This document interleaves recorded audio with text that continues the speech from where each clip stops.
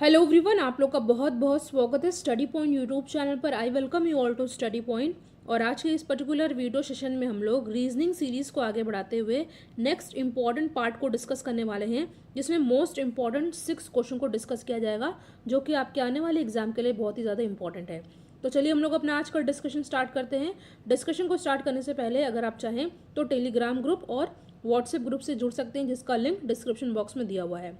और कुछ बहुत ही इंपॉर्टेंट रीजनिंग के क्वेश्चन का वीडियो का भी लिंक डिस्क्रिप्शन बॉक्स में दिया हुआ है और उनकी प्लेलिस्ट भी बनी हुई है, तो आप उन वीडियोस को ज़रूर देखिएगा।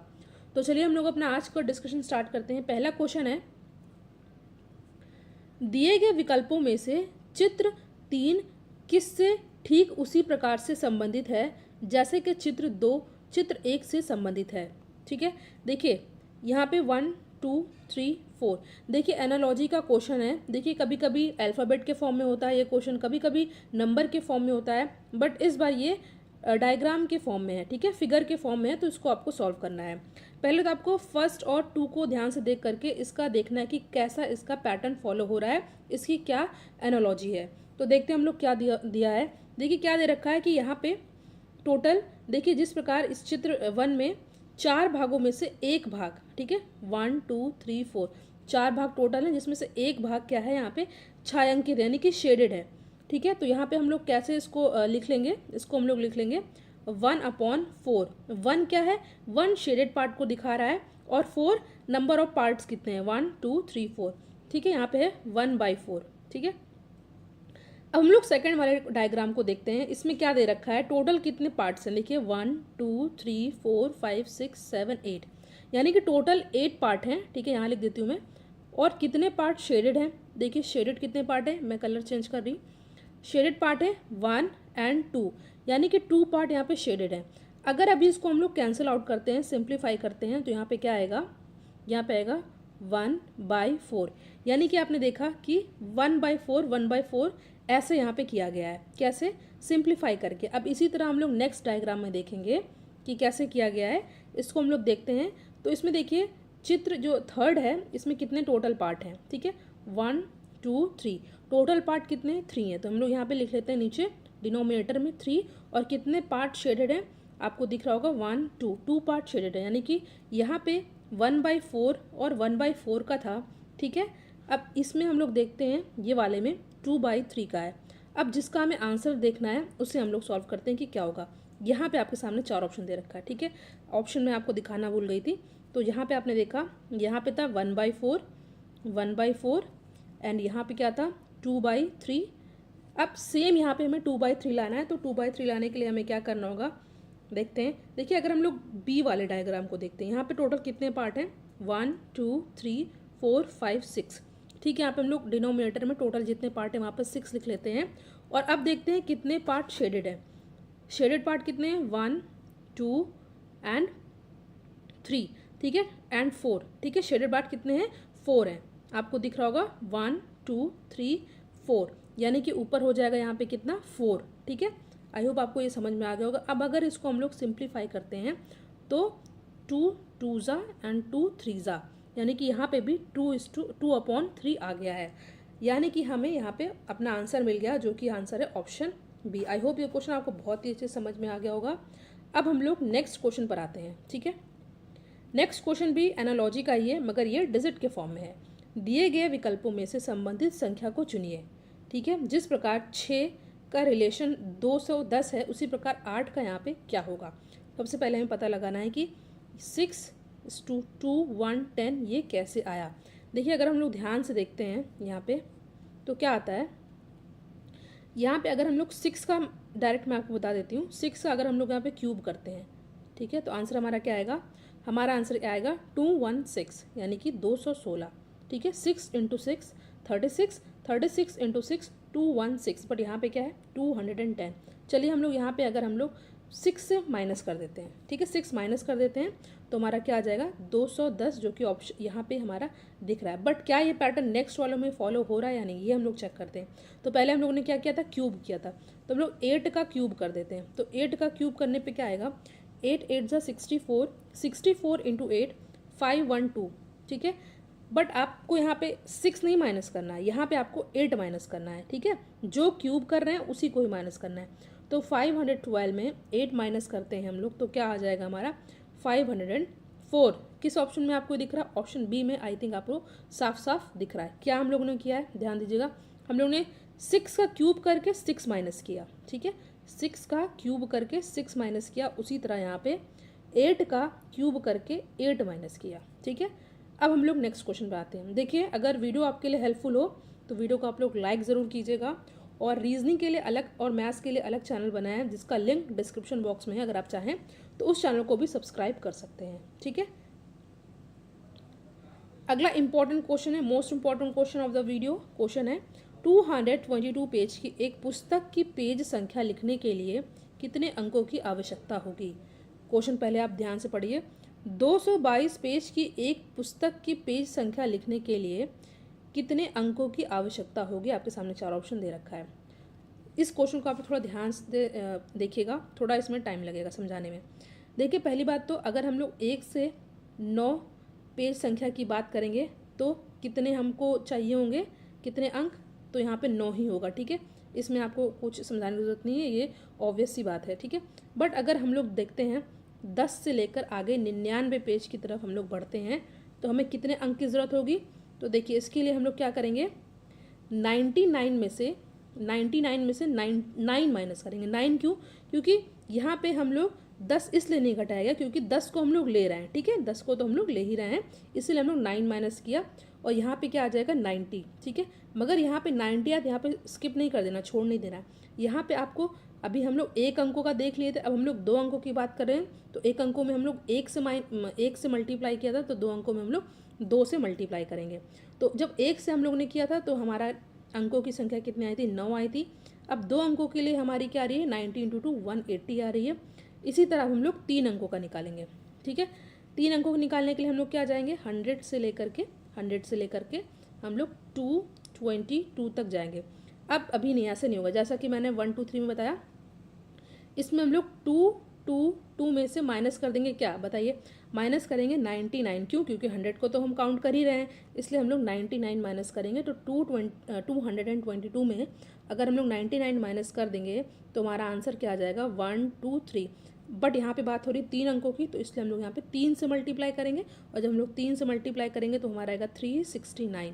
अब यहाँ पे हमारा काम समाप्त नहीं होता, हम लोग को क्या करना है, अब तीनों जो अंक आए हैं उसको हम लोग ऐड कर देंगे। एक अंकों के लिए जब हम लोग निकाला था पेज संख्या के लिए तो 9 आया था। दूसरे वाले को हमने किया 2 अंकों के लिए किया था तो 180 आया था, और जब 3 अंकों के लिए किया था तो हमारा आंसर क्या था? 369, ठीक है। एक सेकंड, यहाँ पे हम लोग लिख लेते हैं पहले 3 अंकों का, 369 देन 180 देन 9।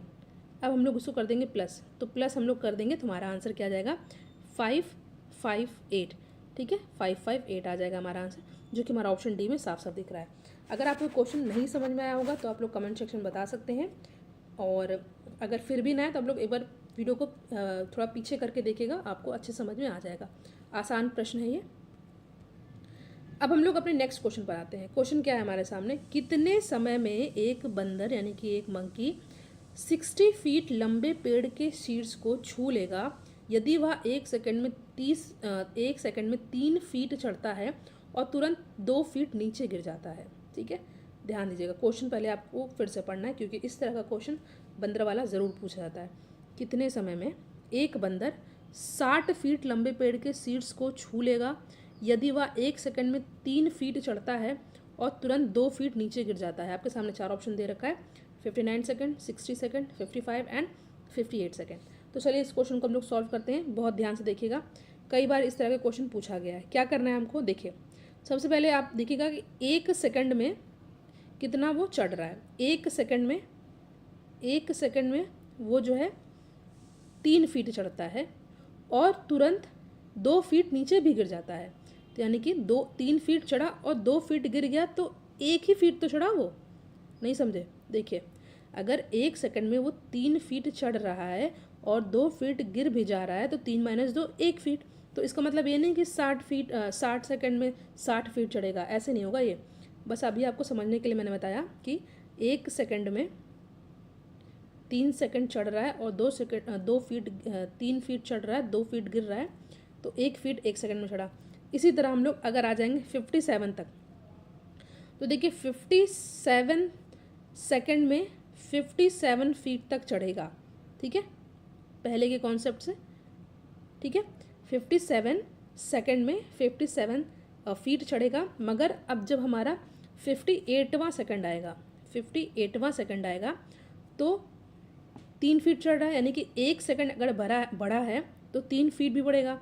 तो अगर 57 सेकंड में 57 फीट वो चढ़ रहा था, तो 58 में सेकंड में, यानी कि 1 सेकंड में 3 बढ़ जाएगा, यानी कि 58, 59 एंड 60। मगर ध्यान दीजिएगा, वो जो है 2 गिर भी रहा है, तो 2 गिर गया ना, क्योंकि हर 1 सेकंड में वो 3 फीट चढ़ रहा है और 2 फीट गिर जा रहा है, तो यहाँ 58। ठीक है, तो यही हमारा हो जाएगा सही आंसर। ठीक है, तो कितने समय में? 58 सेकंड में। ठीक है, 58 सेकंड में वो 60 फीट लंबे पे चढ़ पाएगा। तो यहाँ पे हमारा 58 हो जाएगा सही आंसर। आई होप ये इंपॉर्टेंट क्वेश्चन आपको बहुत ही अच्छे से समझ में आ गया। वीडियो को लाइक एंड शेयर आप लोग ज़रूर कीजिएगा। अगला क्वेश्चन है आपके सामने। 3 घंटियाँ क्रमशः 9, 12 और 15 मिनट के अंतराल पर बजती हैं। 6 बजे पूर्वाह्न, 7 बजने के पश्चात वे तीनों एक साथ फिर कब बजेंगी? 9 बजे, 6:30, 10 या 7। इस तरह का क्वेश्चन करने के लिए बहुत ही सिंपल है, बहुत ही आसान है, बेसिक क्वेश्चन है। एक क्वेश्चन ज़रूर पूछा जाता है, तो इसको हम लोग सिंपल एलसीएम से करेंगे। ठीक है, 3 घंटे क्रमशः 9, 12, 15 मिनट के अंतराल पर बजती हैं। 6 बजे पूर्वाह्न, 7 बजने के पश्चात वे तीनों एक साथ फिर कब बजेंगी? सबसे पहले हमें क्या करना है, सिंपल हम लोग को 9, 12 और 15, 9, 12 और 15 एलसीएम निकाल लेना। एलसीएम निकालना आई होप आप लोग को आता होगा, सिंपल है। इसका एलसीएम हमारा आ जाएगा 180, 180 मिनट। ठीक है, 180 मिनट। बट ध्यान दीजिएगा, यहाँ पे बात हो रही है आर की, यानी कि घंटे की, तो इसको हम लोग मिनट को घंटे में बदल लेंगे। तो घंटे में बदलने के लिए हम लोग 60 से डिवाइड कर देंगे, तो यहाँ पे हमारा आ जाएगा 3 घंटे। ठीक, 3 घंटे। अब 6 बजे पूर्व 7 बजने के पश्चात वे तीनों एक साथ फिर कब बजेंगी? यानी कि 6 बजने 7 वो बजती हैं, 6 बजे 7 बजती हैं, तो 3 घंटे उसमें ऐड कर देंगे, तो 6 + 3, तो ये हमारा क्या आ जाएगा? 9 घंटे। तो ठीक है, 9 बजे।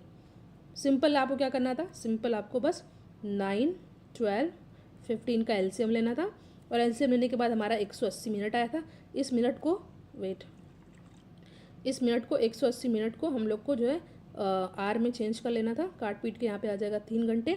तो 6 बजे हो रहा था, 6 बजे हम लोग 3 घंटे ऐड कर देंगे, तो 9 बज जाएगा। ठीक है, तो यहाँ पे हमारा ऑप्शन ए हो जाएगा सही आंसर। चलिए हम लोग नेक्स्ट क्वेश्चन पर आते हैं, और आज का हमारा ये लास्ट क्वेश्चन है, मोस्ट इंपॉर्टेंट क्वेश्चन, और सभी क्वेश्चन ऐसे जो कि एग्जाम में पूछे गए। कक्षा की एक पंक्ति में बैठे विद्यार्थियों की गणना करते समय पर पता चलता है कि सुधाकर शीर्ष से 29वें तथा अंत से 18वें स्थान पर बैठा है। तो 88 विद्यार्थियों की कक्षा में उस दिन कितने विद्यार्थी विद्यालय नहीं आए थे? पहली बात तो आपको क्वेश्चन एक बार फिर से ध्यान से पढ़ना है। देखिए, सीटिंग अरेंजमेंट का ये क्वेश्चन है। कक्षा की एक पंक्ति में बैठे विद्यार्थियों की गणना करने पर पता चल रहा है कि सुधाकर शीर्ष से, यानी कि ऊपर से 29वें पर है। ठीक है, और तथा अंत से 18वें पर है, अंत से 18वें पे है, सॉरी यहाँ पे 18 हो जाएगा, 18 पर है। तो टोटल विद्यार्थियों की कक्षा कितने, टोटल विद्यार्थी कितने हैं? 88 विद्यार्थियों की कक्षा, यानी कि क्लास में नंबर ऑफ स्टूडेंट टोटल कितने हैं? नॉर्मली उस दिन नहीं, मतलब टोटल बच्चे कितने हैं? 88 हैं। तो उस दिन कितने विद्यार्थी विद्यालय नहीं आए थे? तो मैंने जैसा कि बताया कि शीर्ष से वो क्या है? 29 है, और अंत से वो क्या है? 18 है। तो देखिए, सुधाकर को हम लोग इसमें जो है दोनों को ऐड करके, देखिए 29 और 18 को ऐड करके -1 कर देंगे। तो -1 हम लोग क्यों कर रहे हैं? क्योंकि देखिए, अगर वो शीर्ष से 29 है और इधर से 18 है, तो 2 बार थोड़ी ना हम लोग सुधाकर को काउंट करेंगे। ठीक है, ऊपर से भी नीचे से भी एक बार करेंगे काउंट, इसलिए हम लोग एक बार हम लोग क्या कर देंगे? माइनस कर देंगे। तो अगर इसको हम लोग माइनस कर देते तो हमारा क्या आएगा? 29 और 18 को अगर हम लोग प्लस करते हैं तो 47 आता है, 47 में -1 करते हैं तो 46 आता है। तो 46 आया है, और टोटल बच्चे कितने हैं? 88 हैं। तो 88 में से हम लोग 46 माइनस कर देंगे, तो उस दिन कितने बच्चे प्रेजेंट थे?